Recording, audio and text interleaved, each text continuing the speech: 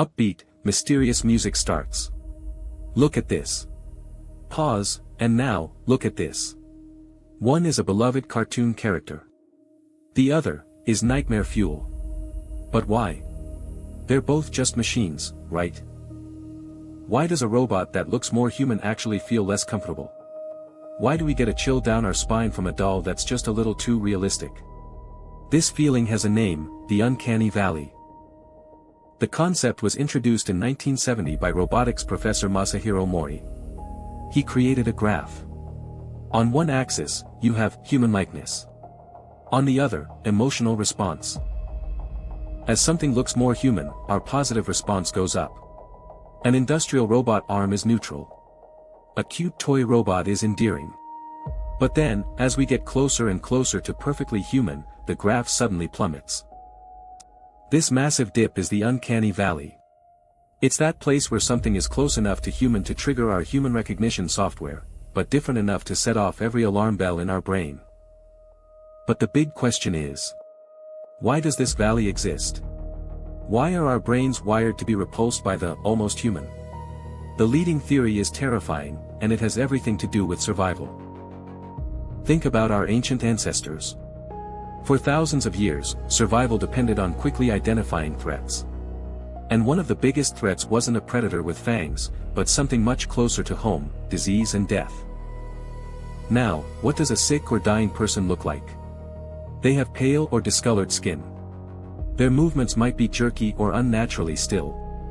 Their eyes might be glassy and unfocused. They look almost normal, but wrong. Our brains evolved a powerful, subconscious alarm system. When it sees those wrong signals, it screams, "Stay away. Danger. Sickness." This instinct to be repulsed by the subtly inhuman kept us alive. Now, look at this robot again. Stiff, mechanical movements. A face with no subtle emotion. Skin that's just a little too perfect, or a little too plastic. It doesn't look sick, but it's triggering the exact same ancient alarm system. But it gets even deeper. Let's take it one step further. What's a human body that looks human, but doesn't move right, or doesn't move at all? A corpse. Our aversion to corpses is one of the most powerful instincts we have. They represent mortal danger, disease, and the end of life. Now, what happens when the corpse moves? You get a zombie. The ultimate uncanny horror. A predator disguised as a person. The dead, reanimated. It breaks the most fundamental rule of nature, and our brain's response is pure, instinctual terror. This, right here, is the evolutionary core of the Uncanny Valley. When we see a robot that looks human but moves with a dead, unnatural jerkiness, it's not just a machine. To the oldest part of our brain, the part that cares only about survival, it's a corpse that started walking. It's a zombie. So the next time you see a creepy doll or an unsettling android and feel that shiver down your spine, don't dismiss it. It's not just you being weird. It's a ghost of evolution.